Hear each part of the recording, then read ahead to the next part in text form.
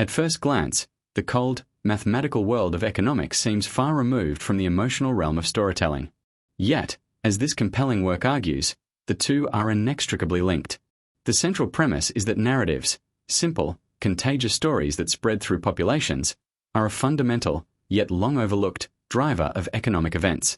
The book posits that to truly understand booms, busts, depressions, and innovations, we must study the epidemiology of ideas, tracking how economic narratives go viral, mutate, and eventually fade, much like biological viruses. The author builds a persuasive case that humans are not the perfectly rational actors of classical economic models.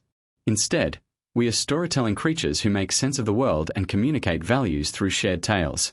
An economic narrative is more than just news. It is a simplified, emotionally resonant story that offers an explanation for complex phenomena. For instance, the story of a housing shortage or the get-rich-quick potential of a new technology like the internet or cryptocurrency are not mere observations.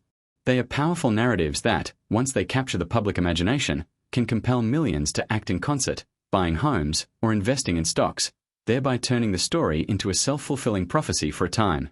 The text delves into historical examples with the precision of a detective, showing how narratives have repeatedly steered the economic ship. The Great Depression of the 1930s was not just a collection of bad data points. It was accompanied and exacerbated by a potent narrative of fear, lost confidence, and bank failures that spread from person to person, paralyzing consumption and investment. The book examines the Laffer curve narrative of the 1980s, a simple story about tax cuts stimulating so much growth that they would pay for themselves, which significantly influenced U.S. fiscal policy. It revisits the dot-com bubble through the lens of the new economy narrative, which suggested old rules of valuation no longer applied, and the 2008 financial crisis, fueled by stories of ever-rising home prices and financial alchemy that could eliminate risk. A crucial insight is the concept of narrative constellations. Major economic events are rarely caused by a single story. Instead, they are the result of several interconnected narratives reinforcing each other. A technological boom might be supported by a narrative of national destiny, coupled with stories of young, charismatic founders and fears of being left behind.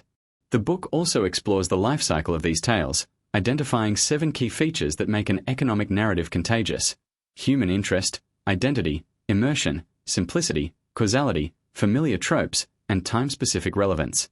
A story about a neighbor who quit his job to trade Bitcoin and now drives a Lamborghini checks almost all these boxes and is far more powerful than a chart of price volatility. The implications of this narrative lens are profound for economists, investors, policymakers, and everyday citizens. For forecasters, it introduces a layer of humbling complexity, suggesting that predicting the economy requires not just tracking indicators but also gauging the public mood and the stories it believes. For investors, it serves as a warning to be aware of the prevailing market folklore, as buying into a dominant narrative at its peak is often a recipe for loss.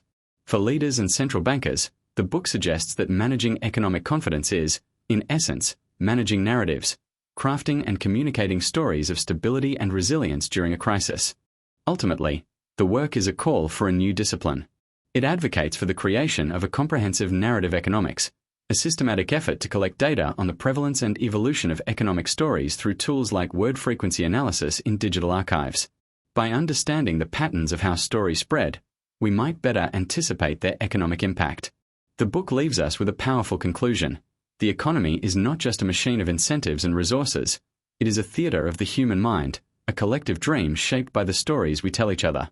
To ignore these stories is to ignore the very heartbeat of economic life, leaving us perpetually surprised by the booms we create and the busts we endure. Recognizing the power of narrative is the first step toward a wiser, more nuanced understanding of the forces that shape our material world.